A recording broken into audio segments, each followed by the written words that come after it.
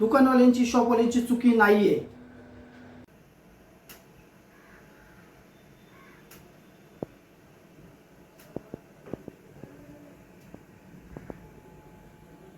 नमस्कार मित्रांनो, मी विक्रम आणि तुम्ही बघताय आपल्या channel all about fishing VP. तर आजच्या व्हिडिओमध्ये मी सांगणार आहे कार फिशिंगचे जे हुक आहेत आपल्याकडे हे विकण्यासाठी नाहीये, ते मी रिग बनवण्यासाठी वापरतो. पण तुम्हाला आज हुकची पूर्ण माहिती देतो. माहितीचं कारण असं की बरेच जण काय म्हणतात की आम्ही शॉपवाल्याकडून हुक घेतो तर सगळे डुप्लिकेट निघतात, सरळ होतात, हे होतं. याचं कारण काय आहे? हुक का सरळ होतो? हुक सरळ होणारच ना मित्रांनो. आता हे माझ्याकडे सगळे जुने हुक आहे, हुक जुने माझ्याकडे, नवीन हुक नाही आता सध्या. तर हे रिग बनवून आपण विकतो. तर तुम्हाला सांगतो आता हौसचा हुक आहे, 2 नंबर हुक आहे. हुक सरळ का होतो? का की हुकच्या आतमध्ये जी कंपनीची जी क्वालिटी असते ना, हौसच्या आतमध्ये कुठली क्वालिटी आहे, ताराचा गरम करून बेंड केला जातो. आणि काही हुक स्टीलचे आहेत. तर हुक का सरळ होतो? का की हुक जर दगडात अडकला किंवा कुठं पण कचऱ्यात अडकला, आपण ओढतो त्यावेळेस हुक सरळ होतो. सरळ होतो म्हणजे डुप्लिकेट नाही, ही कंपनीची क्वालिटी त्याच्या आतमध्ये, त्याच्या आत क्वालिटी असल्यामुळं ती क्वालिटी असते, बरोबर. त्यानंतर तुम्हाला दाखवतो आता स्टीलचा हुक आहे. हे साधी साधी पिठी आहे, त्यामध्ये स्टील असतं. आता हा स्टील सारखा हुक आहे, बरोबर. हा आतला धातू जो आहे तो मेटल धातू आहे, त्याच्यावरती काय आहे, स्टीलचं पाणी दिलेलं असतं, त्यामुळे हा स्टील सारखा चमकतो, बरोबर. तर हा हुक काय होतो, कट होतो, बरोबर. हा हवाचा आहे आणि हा साधा हुक आहे स्टीलचा. तर हा हुक कट होतो आणि हा हुक सरळ होतो. हे काय आहे की त्याच्या आतमध्ये क्वालिटी आहे, म्हणजे ही कंपनीने बनवलेली क्वालिटी असते. जसं हे ताराचं गरम करून बनवलं जातं आणि हा मेटल धातूचा बनवला जातो, बरोबर. त्यामुळे ह्याच्या आतली जी म्हणजे कंपनीची जी क्वालिटी आहे ना, कट होती. कट होती म्हणजे डुप्लिकेट नाही, सरळ होतं म्हणजे डुप्लिकेट नाही. ह्या कंपनी बनवलेल्या क्वालिटी आहे ह्याच्या आतमध्ये. तुम्हाला अजून एक सॅम्पल दाखवतो मी. तो फीडर घे. आता तुम्हाला मी दाखवतो. फीडर आहे, आपण पाण्यामध्ये चार लावून टाकतो, बरोबर. 2 पॉप लावली समजा, तर एक हुक माशा तोंडामध्ये असतो, त्यावेळेस तो पळतो जे कटला जो असेल तो काय करतो, जास्त करून खालच्या भागाने घासत पळतो, का की त्याला हे वेट असतं थोडंफार. आणि दुसरा हुक काय होतो, पळताना रनिंग मध्ये ना खडकात बिडकात असा अडकतो. तर तेव्हा काय होतं, हे दोन्हीकडे ताण पडला, सरळ होणारच ना. आणि दुसरी गोष्ट, पाण्यामध्ये झाडाचं खोड असतं, काय असतं, त्याला सुद्धा अडकला तर आपण कचऱ्यात अडकल्यावर आपण ज्यावेळेस ओढतो त्यावेळेस सुद्धा हुक सरळ होतो किंवा कट होतो. जर स्टीलचा हुक असेल तर कट होतो. हे अशा क्वालिटी ह्याच्यामध्ये असल्यामुळे हे हुक सरळ होतातच, त्यामुळे काय प्रॉब्लेम नाही. ओरिजिनल सुद्धा सरळ होतात, असं काही नाहीये की ओरिजिनल सरळ होत नाही. सगळे हुक सरळ होतातच, काही प्रॉब्लेम नाही. पण आपल्या जर तुम्ही सिंगल वापरला, सिंगल, तर हा माशा तोंडामध्ये हा हुक डुप्लिकेट जरी असला तरी सरळ नाही होत, तरी सरळ होत नाही. कारचे बी हुक घेऊ शकता तुम्ही, म्हणजे जेवढे पण हुक आहे, हे साधे हुक आहे स्टील मधून आलेले. हे हवसचे दुसरे हुक आहे. इथं खाली मेड इन जापान नाहीये, मेड इन जापान सारखं लिहिलंय. म्हणजे हे हुक आहे ना हवसचे, मेड इन जापान सारखेच आहे, दिसायला हवस कंपनी सारखेच हुक आहे, सेम हवस सारखाच आहे, हवसच कंपनी आहे, हवस सारखं. हे माझे जुने हुक आहे मित्रांनो, आताचे नाहीये, त्यामुळे हे काय विकण्यासाठी नाहीये. मी पॉपअप रिग बनवतो, असे पूर्ण रिग बनवून ते विकण्यासाठी आहे.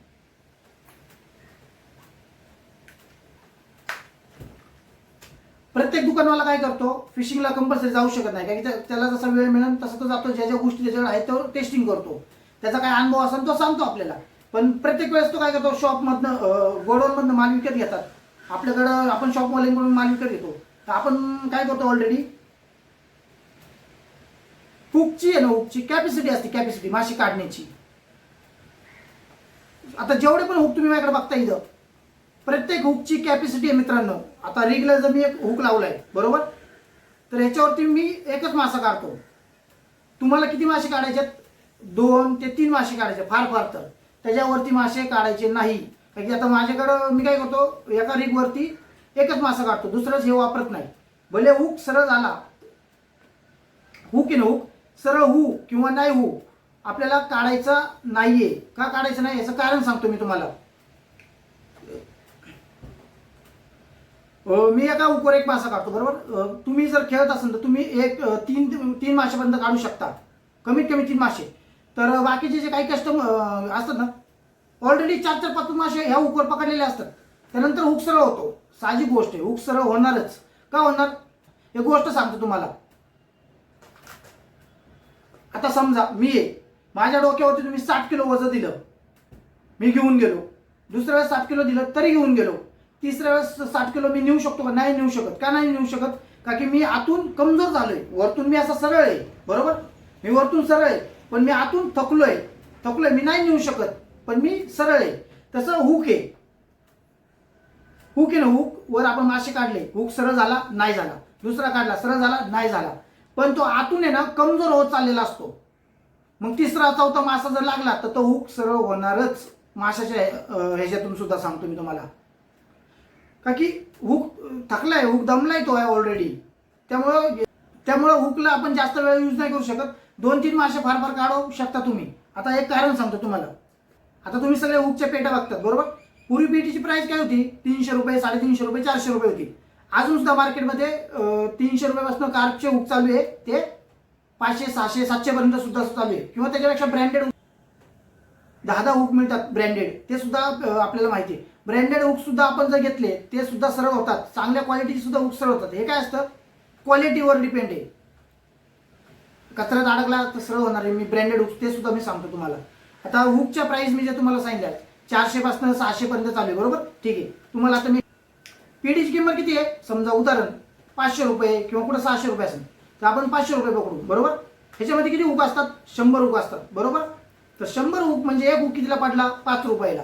जर तुम्हाला 5 रुपयामध्ये चहा साधा विकत मिळत नाहीये आणि तुम्ही 5 रुपयावरती 3-4 मासे ऑलरेडी पकडता, त्यानंतर एखादा मासा लागला तर हुक सरळ होणारच. मग त्यानंतर तुम्ही दुकानाला म्हणता हुक सरळ झाला, दुकानवाल्याचे डुप्लिकेट आहे, दुकानवाल्याचं तुम्ही म्हणजे बऱ्यापैकी लोक बोलतात की ह्या शॉपवाल्याचं हुक डुप्लिकेट आहे, त्या दुकानवाल्याचं हुक डुप्लिकेट आहे. डुप्लिकेट नाहीये, तुमच्या खेळण्यावर आहे मित्रांनो. सगळं डिपेंड काय आहे? सगळं तुमच्या खेळण्यावर आहे, बरोबर. 5 रुपयामध्ये चहा सुद्धा मिळत नाही, आज 100 हुक मिळतात आपल्याला 500 रुपयामध्ये. 1-2 हुक, एका हुकवर एक मासा पकडा, 100 हुकवर 100 मासे पकडा, खुल्ला हिशोब आहे. तुमचे पैसे पण वसूल होतील, सगळ्या गोष्टी बरोबर आहे. आणि प्रत्येक हुकची कॅपॅसिटी, आता तुम्हाला एक सांगतो मी, 4 नंबर हुक असेल तर हा किती साईज पर्यंत मासा काढू शकतो? 7-8 किलो पर्यंत काढू शकतो.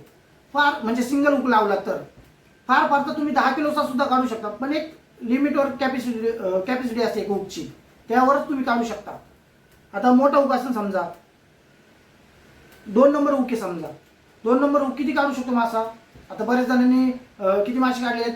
27, 28, 30 किलो कटले पकडले, बरोबर. पण ती काढण्याची एक पद्धत आहे. तर मासा तिकडे ताकद लावतोय आणि तुम्ही इकडे वरताय, तर ह्या दोघांच्या मध्ये काय होणार? हुक सरळ होणारच. मासे तोंडात हुक आहे, तुमच्याकडे तुम्ही वरताय, मासा तिकडे होतोय. सिंगल हुक असला तरी सरळ होणारच. मग त्याला काय करावं लागतं? तुम्हाला आहे ना ढील द्यायला लागते, ढील. म्हणजे त्याला लूजपणा द्यायचा. लूजपणा कसा द्यायचा? पूर्ण लूज द्यायचा नाही, असा टाईट मध्ये गेला पाहिजे थोडा. म्हणजे त्याला वार पण घुसला पाहिजे आणि टाईट मध्ये गेला पाहिजे, तरच तो मासा याला परफेक्ट मिळू शकतो.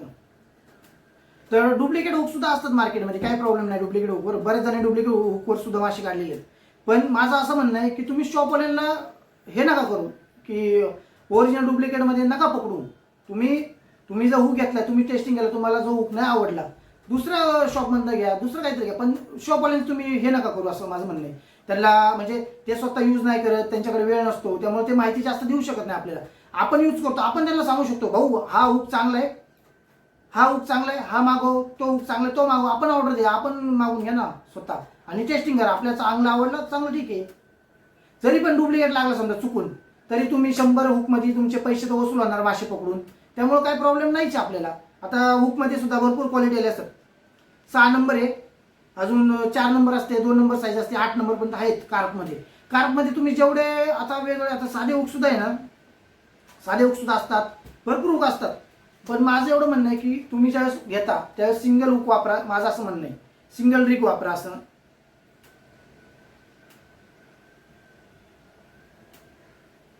डबल नका लावू. कचरा बिचरा अडकला तर हुक सरळ होणार. ओरिजिनल जरी असला तरी तो वडण्याच्या ताकदीनुसार सरळ होणारच. ओरिजिनल असला तरी काढण्याची पद्धत आहे आपली. एक सिंगल लावा, एखाद्या वेळेस अडकला तर निघू शकतो सरळ होऊन. पण जर दोन्ही आपले अडकले, सरळ झाले, तर 2 नुकसान होतं ना.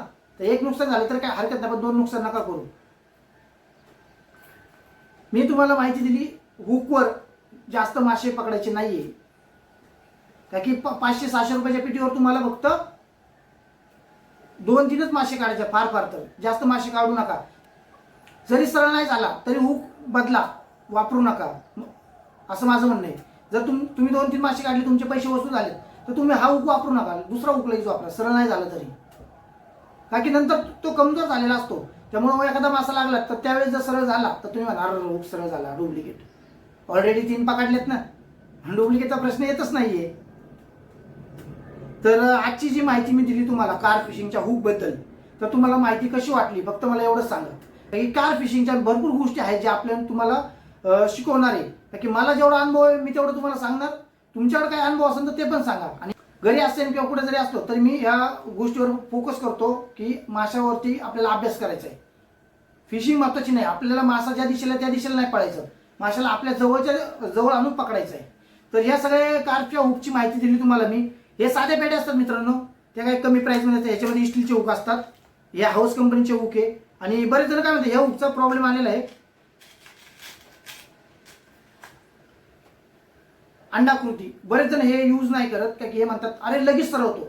माझ्याकडे सुद्धा आहे, मी सुद्धा एकदा टेस्टिंग करतो ह्याला पॉपअप जो आपण लावतो गोल, तो ह्याला म्हणजे सूट होत नाहीये. त्याच्यावरती आपण अजून एक वेगळा व्हिडिओ बनणार आहे. त्याला बंडी पॉपअप म्हणून येतो, एक चपटा येतो, तो ती डिझाईन मी तयार करतो. ती डिझाईन लावून मी ह्याच्यावरती आपण मासे पकडायचे. अंडाकृती हुक आहे, कारचेच हुक आहे हे सुद्धा. आता ही स्टीलची पेटी ही पूर्ण डुप्लिकेट आहे माझ्याकडे स्वतःकडे, विकत नाहीये, की बनवून पण नाही विकत, पण तुम्हाला दाखवण्यासाठी ठेवल्यात. चुकून आलेली असन, पातळ हुक आहे कारमध्ये, एकदम टोके. हुक डुप्लिकेट आहे बरोबर, मी स्वतः सांगतो तुम्हाला.